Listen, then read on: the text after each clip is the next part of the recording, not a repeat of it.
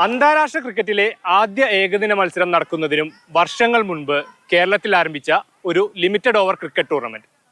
തൃപ്പൂണിത്തുറക്കാരുടെ സ്വന്തം, കേരളത്തിന്റെ സ്വന്തം പൂജ ക്രിക്കറ്റ് ടൂർണമെന്റ്.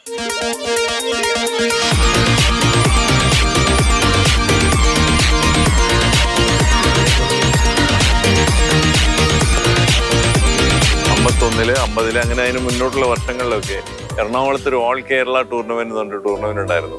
അതായിരുന്നു അന്നത്തെ കാലത്തെ ഒരു പ്രശസ്തമായ ടൂർണമെന്റ്. അത് 2 ഡേ ടൂർണമെന്റ് ആയിരുന്നു. അപ്പോൾ 51-ലും 50-ലും തൃപ്പൂണിത്തുറ ക്രിക്കറ്റ് ക്ലബ്ബ് കളിച്ചിരുന്നത് എറണാകുളം ക്രിക്കറ്റ് ക്ലബ്ബ് എന്ന് പറഞ്ഞിട്ടൊരു ടീമുണ്ട്. അന്നത്തെ ഈ 2 വർഷവും ഡൾ ഡ്രോ ആയിരുന്നു കളി. ഒരു ഇന്നിങ്സ് പോലും പൂർത്തിയാക്കാൻ പറ്റിയില്ല 2 ദിവസം കൊണ്ട്.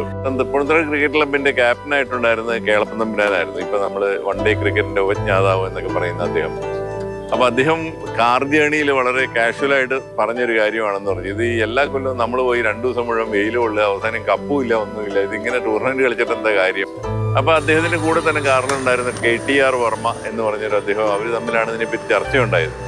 അപ്പോൾ KTR വർമ്മയാണ് പറഞ്ഞത്, ഇങ്ങനെ ഈ ഇംഗ്ലണ്ടില് ഈ സമയം നിശ്ചയിച്ചുകൊണ്ട് 1 ഡേ ടൂർണമെന്റ് ഉണ്ട്, ഇന്ന സമയത്ത് ഇത്ര നേരം കളിക്കുക. ഇത് പറഞ്ഞ സമയത്ത് പറഞ്ഞ എന്താ ഒരു ബുദ്ധിമുട്ടെന്ന് പറഞ്ഞപ്പോൾ ഒരു ടീം ചിലപ്പോൾ 3 മണിക്കൂറിൽ എറിയുന്ന ഓവർ ആവില്ല മറ്റേ ടീം 3 ഓവറിൽ എറിയുന്നത്. കാരണം സ്പിന്നേഴ്സ് കൂടുതലുണ്ടെങ്കിൽ നാച്ചുറലി ഓവേഴ്സിന്റെ എണ്ണം കൂടും. അപ്പോൾ ഒരു ഡിസ്പാരിറ്റി അവിടെ ഉണ്ട്.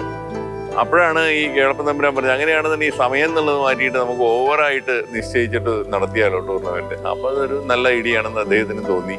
പിന്നെ അത് ഇംപ്ലിമെന്റ് ചെയ്യാനുള്ള ഇതിന്റെ തിരക്കായി. അദ്ദേഹത്തിനെ സംബന്ധിച്ചോളം എന്തെങ്കിലും ഒരു കാര്യം ആലോചിച്ച് അപ്പം തന്നെ നടത്തണം. അപ്പൊ ഈ കേരള ടൂർണമെന്റ് നടന്നുകൊണ്ടിരുന്നത് ഓണക്കാലത്തായിരുന്നു. അപ്പൊ ആ ഓണം എന്ന് പറഞ്ഞാൽ ഏതാണ്ട് ഓഗസ്റ്റ് സെപ്റ്റംബർ കാലത്താണല്ലോ. അത് കഴിഞ്ഞ ഉടനെ തന്നെ പൂജയാണ് നെക്സ്റ്റ് അവൈലബിൾ ഡേറ്റ്സ് ബ്രേക്കുള്ള സമയം. അത് നോക്കൌട്ട് ഫോർമാറ്റിലാണ് നടത്തിയത്. അപ്പൊ ഇതിന് പൂജ നോക്കൌട്ട് ക്രിക്കറ്റ് ടൂർണമെന്റ് എന്നുള്ളൊരു പേര് വന്നത് ആ സമയത്ത് നടത്തിയത് കൊണ്ടാണ്.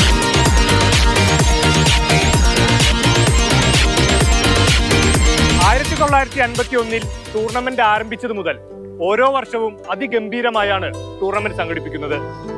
75-ാം വർഷത്തിലേക്ക് കടക്കുന്ന ഈ വർഷവും ഒട്ടേറെ പുതുമകളുമായാണ് സംഘാടകർ ഈ ടൂർണമെന്റിനെ അവതരിപ്പിക്കുന്നത്. 75 വർഷം എന്ന് പറഞ്ഞ ഒരു ചെറിയ കാലയളവല്ല. ഒരു ടൂർണമെന്റും ലോകത്ത് തന്നെ ഉണ്ടാവില്ല ഇത്രയും നിലനിന്ന ടൂർണമെന്റ്. അപ്പോൾ ലോകത്തിലെ ആദ്യത്തെ ഏകദിന ടൂർണമെന്റ് എന്ന് പറയുന്നതിനോടൊപ്പം തന്നെ ലോകത്തെ ഏറ്റവും കൂടുതൽ കാലം നിലനിന്ന ടൂർണമെന്റ് എന്നുള്ള റെക്കോർഡും ഈ ടൂർണമെന്റ് ആണെന്ന് എനിക്ക് നിസ്സംശയം പറയാൻ സാധിക്കും. എപ്പോഴും നമ്മൾ ഒരു കൗതുകം ജനറേറ്റ് ചെയ്യുക എന്നുള്ളൊരു സംഗതി ഉണ്ടല്ലോ, അതിന്റെ ഫലമായിട്ടാണ് ഇത്തവണ ഈ ഫ്ലഡ് ലൈറ്റ് ടൂർണമെന്റും അതോടൊപ്പം തന്നെ ഈ പിങ്ക് ബോൾ എന്നുള്ള ആശയവും ഇതിന്റെ സംഘാടകർ മുന്നോട്ട് വെച്ചിട്ടുള്ളത്. അതിന്റെ ഫലമായിട്ട് ഇപ്പൊ ഈവനിങ്സിൽ പൊതുവെ കാണികൾ നമ്മൾ എവിടെ നോക്കിക്കഴിഞ്ഞാലും ക്രിക്കറ്റ് കാണാൻ വൈകുന്നേരത്തെ മാച്ചുകളിൽ കൂടുതൽ ആളുകൾ ഉണ്ടാവാറുണ്ട്. അപ്പൊ ഇത്തവണ അതിന്റെ കൂട്ടത്തിൽ തന്നെ ലൈവ് ടെലികാസ്റ്റ് മാച്ചസിന്റെ എല്ലാം നടത്താൻ പോകുന്നു. പിന്നെയുള്ളത് ഈ ലീഗാക്കി മാറ്റിയതിന്റെ ഒരു ഗുണം, പ്രത്യേകിച്ചും പുറത്തുനിന്നുള്ള സംസ്ഥാനങ്ങളിൽ നിന്ന് ട്രാവൽ ചെയ്ത് വരുന്ന ടീമുകൾക്ക് ഒരൊറ്റ മത്സരം തോറ്റാൽ അവർ ഇവിടുന്ന് അടുത്ത വണ്ടിക്ക് കയറി തിരിച്ചു പോകേണ്ട ഒരു അവസ്ഥയുണ്ടായിരുന്നു.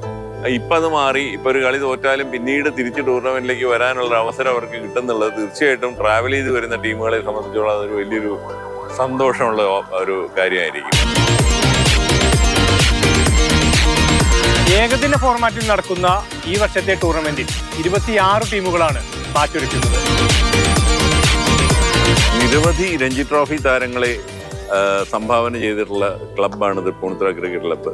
അക്കാലത്തെ ലെജൻഡറി ക്രിക്കറ്റർ എന്ന് പറയാവുന്ന P. രവിയച്ചൻ ആദ്യമായി കേരളത്തിന് വേണ്ടി 100 വിക്കറ്റും 1000 റൺസും നേടിയിട്ടുള്ള ഓൾറൗണ്ടർ. അദ്ദേഹത്തിൽ തുടങ്ങി ഇപ്പോൾ ഈ തലമുറയിലുള്ള MD നിതീഷ് വരെ വളരെ നീണ്ട ഒരു പട്ടിക തന്നെയുണ്ട് കേരള രഞ്ജി ട്രോഫി ടീമിൽ തൃപ്പൂണിത്തുറ ക്രിക്കറ്റ് ക്ലബ്ബിൽ നിന്ന് പോയിട്ടുള്ളവരായിട്ട്.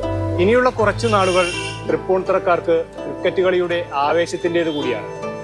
നിരവധി താരങ്ങൾ ഉടലെടുത്ത ഈ ടൂർണമെന്റിൽ നിന്ന് ഭാവിയുടെ പുതിയ താരങ്ങൾക്കായി അവർ കാത്തിരിക്കും.